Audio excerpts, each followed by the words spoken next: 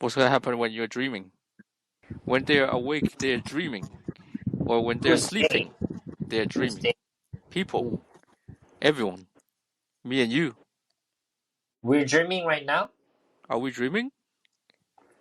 I think so. When you have a dream, then you're dreaming, right? What happens when you don't have a dream? Then you are living in the No. reality. So, so what you're telling us is, dream is a scam? No. Dream is the byproduct of living in the reality. The more you live in the reality, some people would lose the ability to dream. Don't you think so? Oh, okay, yeah, 100%. But don't you need a dream in order to uh, fulfill your purpose?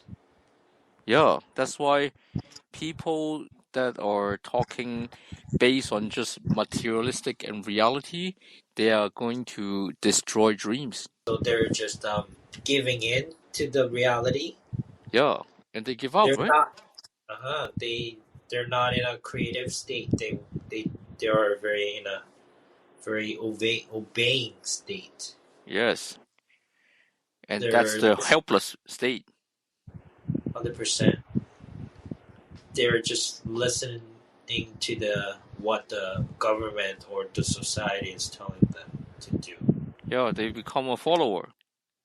Yeah, it gets destroyed because they have to save money, Yeah, pay off debt, and get pension. yeah. You know, it's all laid out there. It's just not doing any good.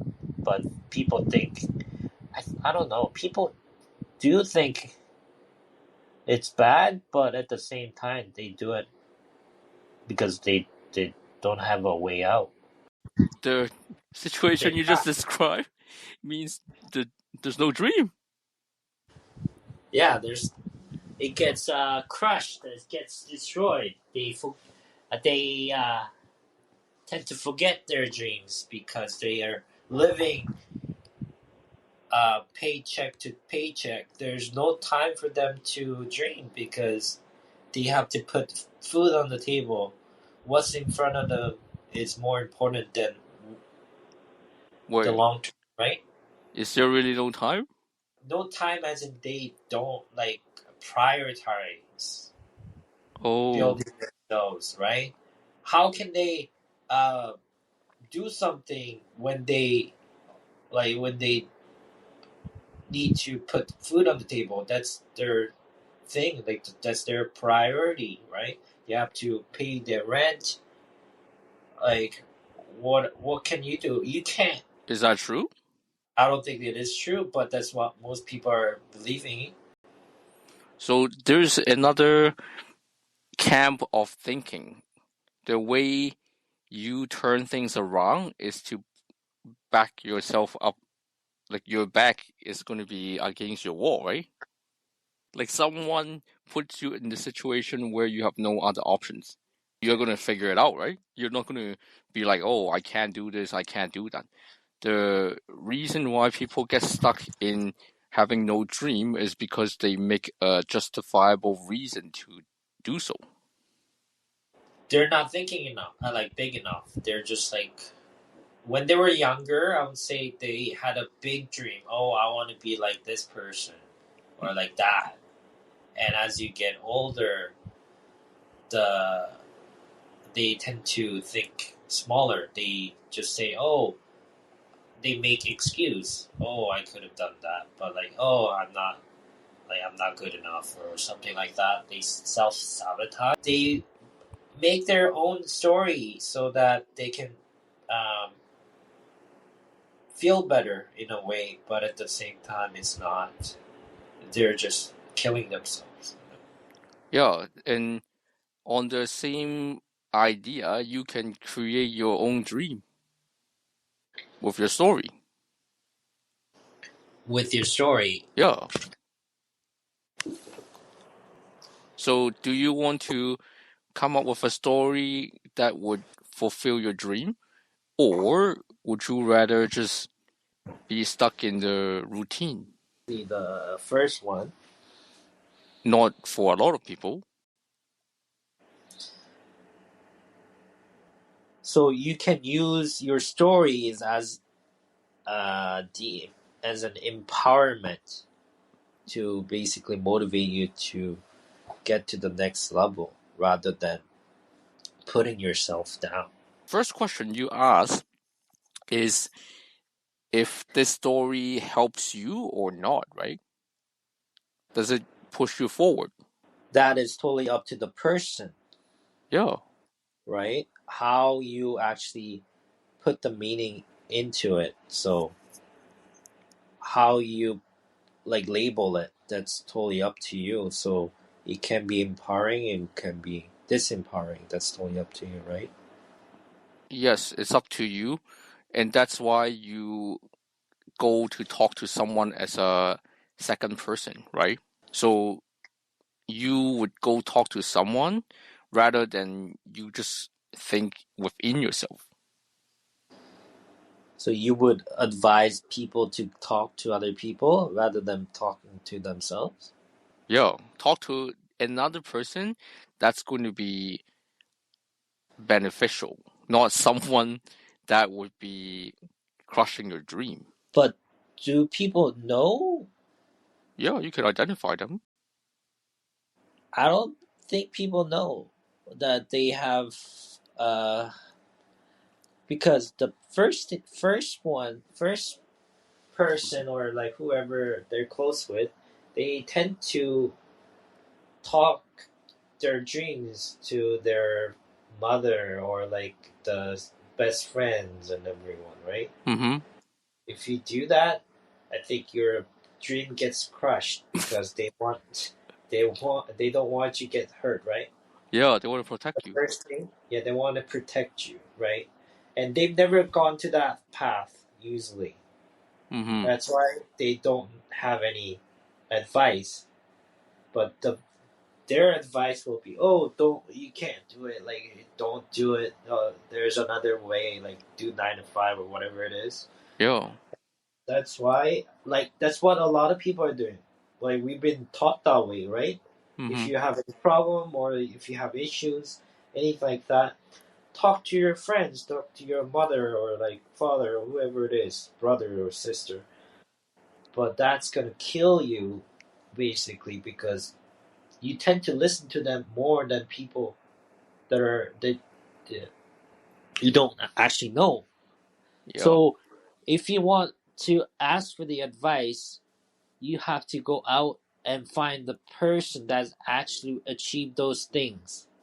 But it sounds so obvious, but it doesn't sound obvious. Hmm. People tend to go to people like mother for advice for like I don't know how to play soccer. Like I want to be a soccer player, right? But I go to my mom. Like, is she a soccer player? I don't think so. Yeah. Like, right? But but when she says, "Oh, yeah, don't be a soccer player," what? And then you tend to listen to it. Oh. It's just madness, bro. Think about it. It's so crazy, but Oh. we do this like every day. We ask for advice or like we talk our dreams to the wrong people. I'm not saying it's wrong to talk like your dreams to your loved ones. I'm not saying that. Mm-hmm. But you need to, if you want to share your dreams, be mindful of who you're sharing to, as well as, yeah, find, if you're sharing, share with the person who has bigger dream than you. Hmm. They can definitely help you out. That's something I learned from my personal experience, I would say. Yeah. I don't like to share anything until I've done it. Mm-hmm. But some people say, oh, if you share it, there's going to be people out there helping you out. Because if you don't share it, who's going to know, right? Yeah. So But, yeah. you got the good point there to choose the right people. And the one thing you should be mindful about is to actually find someone that's like a counselor. Counsel? Yeah, like the expert of giving our opinion. There's a specific skill that's involved, right? The point that you were saying about someone that has done it and then give the opinion, a lot of people, they haven't done it, but they Uh-huh. still say their own opinion, which is bad. Bad. Yes. But for someone like me, for example, if someone come and ask me a question, for me, I'm gonna first think about that to see if I'm justified to actually make an opinion about that, right?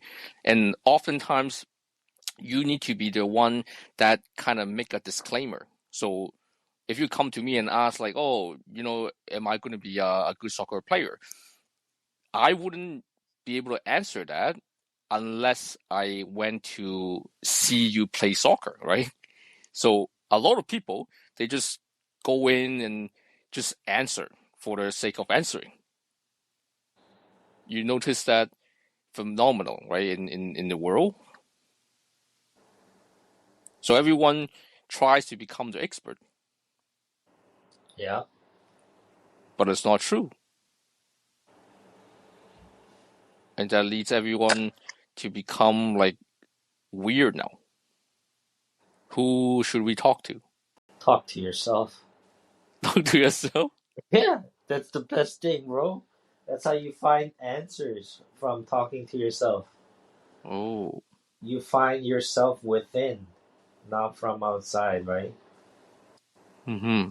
People tend to find the answer from the outside in, but the answers are usually from the within, like inside out. So, Hmm. because there are so many people that are scammers or trying to like be an expert per se, so the best person or someone that you can trust is yourself. Who else are you going to trust? If you don't trust yourself, how can other people trust you? So, Okay, so here's the question for you then. okay, If you are gonna ask yourself today, you're gonna come up with certain answers. What if I'm telling you 10 years later has more knowledge, right? Or okay. will be more knowledgeable. So basically, do you think the future is going to regret on certain decisions that you're making today? Of course, everyone makes mistakes. No one, nobody's perfect like that. But I'm not gonna put some like energy into it. I might come back to it and say, oh, I should have done that. But it is what it is. Hmm. But there's nothing you can do. That's life. You can't make perfect decision every single time. Yeah. So it's just the way it is, and the reason why I try to do my best at that moment, Mm-hmm. because for anything that I do, when someone leaves you or anything like that, you don't actually look at them anymore because you've actually done everything that you could have done. That's how Mm. you uh, don't have regret. Regret is not in my dictionary actually, and envy is not on my dictionary as well. That's something that I don't feel. I don't envy people. That's something that I don't have. So I want to invite the audience to think about this. How do you differentiate between your dream and the reality? And would you be able to put yourself in a situation where you can always empower yourself?